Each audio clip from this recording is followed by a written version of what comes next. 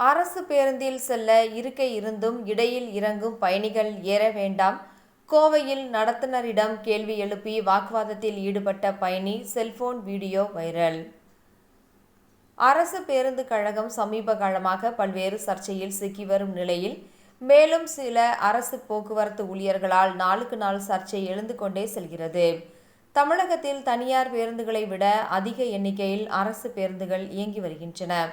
இருந்தபோதும் அரசு போக்குவரத்து கழகம் நஷ்டத்தில் இயங்கி வருகிறது. இதற்கு பயணிகளை மரியாதை இல்லாமல் தரைக்குறைவாக பேசுவது, நடத்துவது, மேலும் உரிய நேரத்தில் பேருந்துகளை இயக்காமல் இருப்பது, உரிய சில்லறை கொண்டு வராமல் ஏன் பயணிக்கிறீர்கள் என்று திட்டுவதும், பயண சீட்டு எடுக்கும் நபர்களிடம் சரியான சில்லறை கொடுக்காமல் ஏமாற்றும் நடத்துனர்களாலும், பெண்களுக்கு இலவசம் என்று அறிவித்த பிறகு பெண்களை தரக்குறைவாக பேசுவது, நடத்துவதும் வாடிக்கையாகிவிட்டது.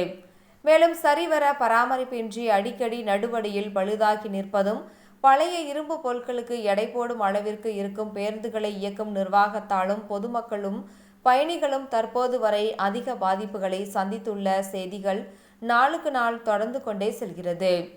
இந்நிலையில் கோவை சிங்காநல்லூர் பேருந்து நிலையத்தில் இருந்து நேற்று இரவு கரூர் வழியாக திருச்சி செல்லும் தமிழக அரசு பேருந்தில் இருக்கையில் காலியாக இருந்தும் இடையில் இறங்கும் பயணிகள் ஏற வேண்டாம் என்றும் நடத்துனர் கூறியுள்ளார்.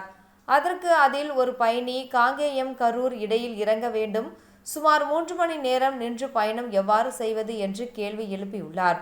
அதற்கு அரசு ஊழியர் என்று அதிகாரமாக பதிலளிக்கும் நடத்துனர் யாரையும் ஏற வேண்டாம் என்று கூறவில்லை, பேருந்து கிளம்புவதற்கு 5 நிமிடம் முன்பு ஏறுங்கள் என்றுதான் கூறுவதாக கூறியுள்ளார்.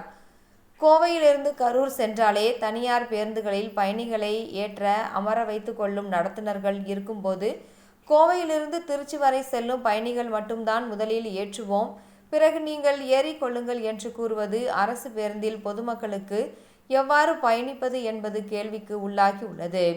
மேலும் இடைப்பட்ட ஊர்களுக்கு செல்லும் பொதுமக்கள் அமர்ந்து செல்ல முடியாத அவல நிலை தொடர்ந்து நடந்து கொண்டே உள்ளது.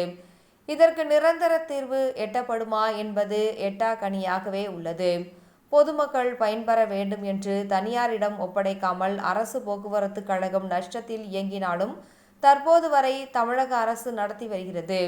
இதுபோன்ற பொதுமக்களை மிரட்டி அச்சுறுத்தும் தோணியில் ஈடுபடும் நடத்துனர்கள் மீது தகுந்த நடவடிக்கை எடுத்தால் மட்டுமே பொதுமக்களும் பயணிகளும் பாதிப்பு ஏற்படாத வண்ணம் பாதுகாப்பாக பயணங்களை மேற்கொள்ள முடியும் என்பதே அனைவரின் எதிர்பார்ப்பாக உள்ளது.